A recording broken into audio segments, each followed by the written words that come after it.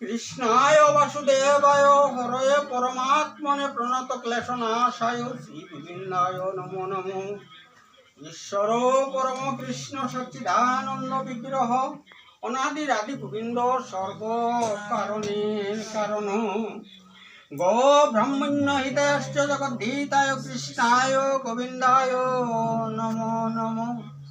বাঞ্ছাকল্পতরুভ্যশ্চ কৃপা সিন্ধুভ্যেব চ বৈষ্ণবৈভ্যং পরমং তপ বৈষ্ণবৈভ্যং পরমং গুরু।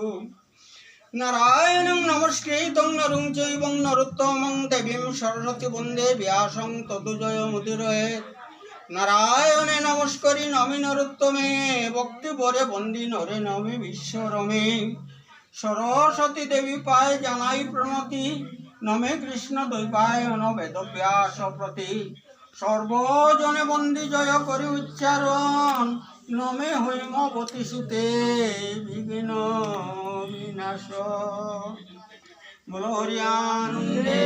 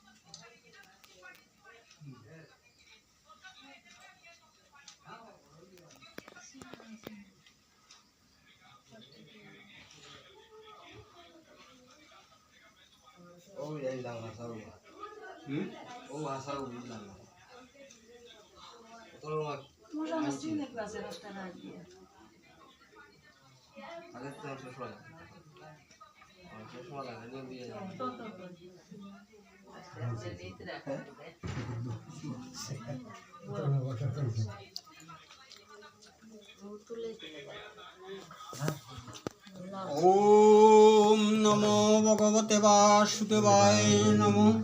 ওম নমো ভগবতে বাসুদেবায় নমো।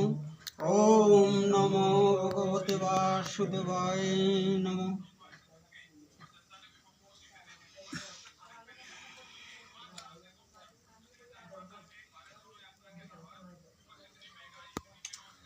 অষ্টবিংশ অধ্যায় শ্রীকৃষ্ণের মথুরায় গমন ও নগর দর্শন।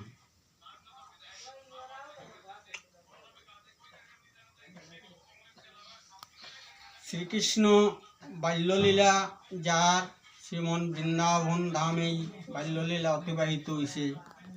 এদিকে কংসের কারাগারে মা বাবা বন্দী অবস্থায় কংস রাজার এক স্বপ্নই ছিল, সে শয়নে স্বপনে জাগরণে সব সময় সে কৃষ্ণকেই বৈরীভাবে, বৈরী মানে শত্রুভাবে দেখছে। বাল্যকালে সে পুতনা, বকাসুর, তৃণবর্ত ইত্যাদি ইত্যাদি অনেক লোক পটাইয়া তার রাক্ষসী মায়ার দ্বারা শ্রীকৃষ্ণকে হত্যা, কৃষ্ণ বলরামকে হত্যা করার জন্য প্রচেষ্টা করছে, কিন্তু কোনো চেষ্টাও তার কার্যকরী হয়েছে না।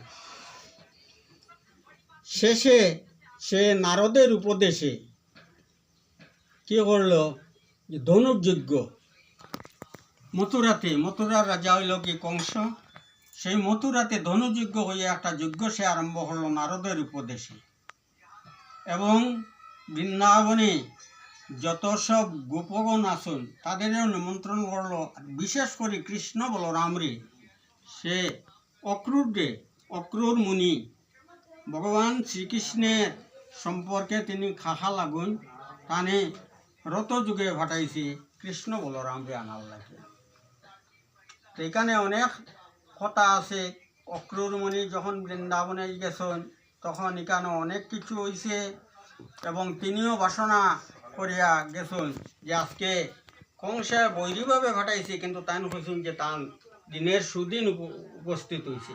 কৃষ্ণ বলরামরে তিনি দর্শন হইবা এবং তাদের চরণে নতি প্রণতি করতে পারবা, এটাই তার মনের বাসনা। এইদিকে ব্রজগোপীরা কৃষ্ণ যখন বৃন্দাবন ছাড়িয়া মথুরায় যেতেছেন, এই খবর যখন পাইছে তারা, তখন তারা ক্রন্দন, আহার, নিদ্রা, লজ্জা, ঘৃণা সব কিছু পরিত্যাগ করিয়া কৃষ্ণ বলরামরে তারা ঠাইবার লাগিয়া কি করছে, তারা রাস্তায় যে পথ দিয়া রথ যা সেই রথের সম্মুখে তারা শুয়ে রয়েছে যে গেলে রথের চাকা আমরা বুকুর উঠে দিয়ে যাও। তখন ভগবান শ্রীকৃষ্ণ দেখলা যে কৃষ্ণ এই ব্রজগোপীরা যেভাবে তারা আর্ত ইয়ে করছে যে এদেরও তো আর সংবরণ করা যাওয়া যেত না। তখন ভগবান শ্রীকৃষ্ণ রথটাকে নিজের নামিয়া ব্রজগোপীদের আশ্বাস দিচ্ছেন যে অচিরেই আমি মথুরার থেকে বৃন্দাবনে আবার ফিরিয়ে আইনি, তোমরা যার গৃহে যাও এবং এখানে ক্রন্দন করিও না বা রাস্তাতে সিরা শুইয়াও থাকিও না।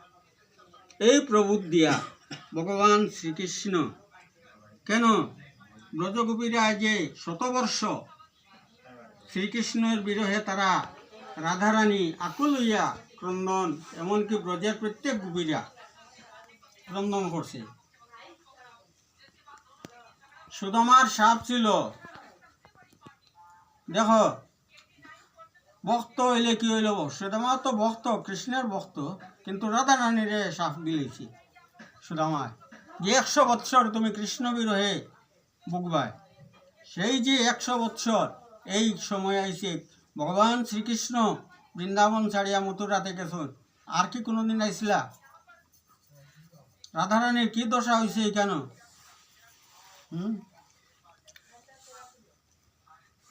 এমনকি ব্রজের গাভীরা বৎসরে দুগ্ধ পান করাইতেছে না, বৎসরা গাভীর দুগ্ধ পান করতেছে না, গাভীরা তৃণ ভোজন করতেছে না, এমন অবস্থা। হা কৃষ্ণ শব্দ।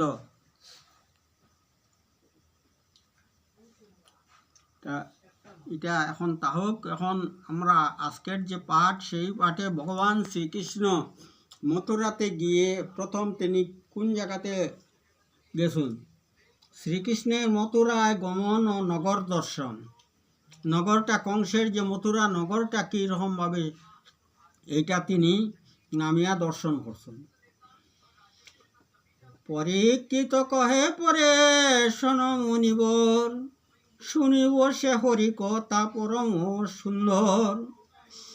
শুক কহে মহারাজ করহ শ্রবণ, অক্রূরের স্তুতি শুনি দেব নারায়ণ।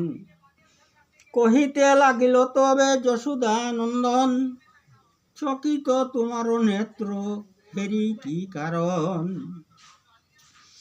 কি আশ্চর্য মুনিবর দেখিলে নয়নে, সত্য কহম হা মুনি তুমি এইক্ষণে।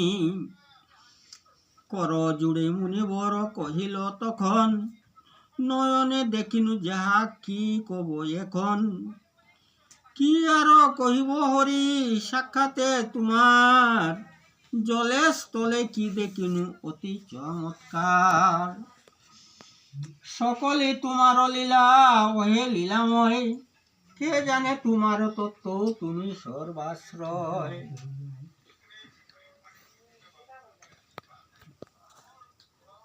বৃন্দাবন থেকে আসার পথে এক জায়গাতে তারা খুব ক্লান্ত হয়েছে। এই জায়গাতে ভগবান শ্রীকৃষ্ণ কইলা যে খানিকক্ষণ আমরা বিশ্রাম করি। এই সময় তারা যমুনাতে লামিয়া অক্রুরমণি স্নান করতেছেন, আর প্রভুর মায়া সে বুঝতে পারে। এই অক্রুরমণি জলের মধ্যে চক্ষু মুজাও তখন ভগবানের বিশ্বরূপ তিনি দর্শন হইলেন।